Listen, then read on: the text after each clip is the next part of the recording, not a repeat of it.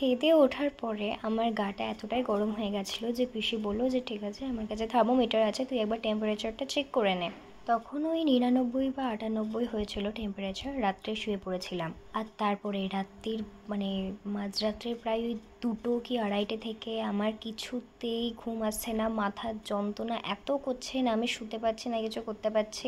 জ্বর 101-2-এ চলে গেছিলো, মানে আমি কিচ্ছু শুনতে পাচ্ছিলাম না, আমার মাথায় এত ঘুরছিল। সেই অবস্থাতেও আমি ইংলিশ বার করছিলাম, কারণ আমি ভেবেছিলাম যে জ্বরটা হয়তো ওষুধ খেলে নেমে যাবে, তো সন্ধ্যাবেলা পড়তে যেতে হবে, সেই জন্য ভাতটা কমপ্লিট করে নিচ্ছিলাম। হ্যাঁ, সারা পশ্চিমবঙ্গের লোক, ওর মামি, মামা, বুনু, দিদা, দাদু, ঠাম্মা, পিসি, পিসে মশাই, দাদা, বাবা, মা, শিয়াল, কুকুর, বিড়াল সবার যদি নজর লেগে থেকে আমার নজর কাটিয়ে দাও। আমার মাথা এত ঘুরছিল, মানে আমি পড়ে যাচ্ছিলাম, তো সেই জন্য পিসি আর পিসেমশাই বললো যে মাথায় একটু জল ঢেলে দিই যদি না জ্বরটা একটু নামে।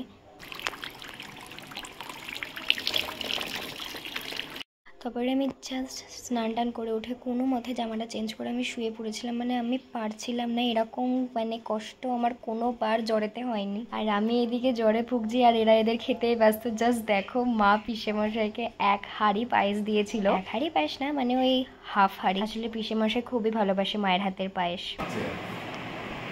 কত খালি পায়েস খাচ্ছে, পুরো 1 হাঁড়ি পায়েস। এরাও পায়েস খাচ্ছে। না দিতে হবে না, এমনি আড্ডা মারছিলাম না, আড্ডা মারছিলাম, থাকো।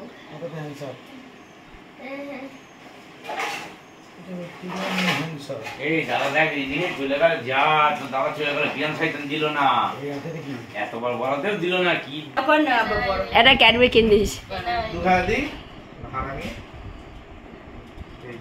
এই নমস্কার করছি দাদা। না আমার জলটাই নমস্কার করছি না, তুমি এমনি ভালো থাকো শোনো আমার। ডাক্তার দেখাবো তো, দেখাবো তো, না না অসুবিধা হবে বাবা। টাটা সর্দি। হ্যাঁ টাটা। না সাবধানে থাকবা। হ্যাঁ, আর এখন গিয়ে শুয়ে পড়বা, যখন দেখবা খুব জ্বালা পোড়া করছে তখন না একটা গামছা ভিজিয়ে মুখে চোখে এবারের বার্থডেটা আমি জীবনেও ভুলবো না। যাই হোক, এখন কিছুটা হলেও বেটার রয়েছে, তো দেখা হচ্ছে অন্য একটা ব্লগে। এখনকার জন্য বাই বাই, স্টে টিউন।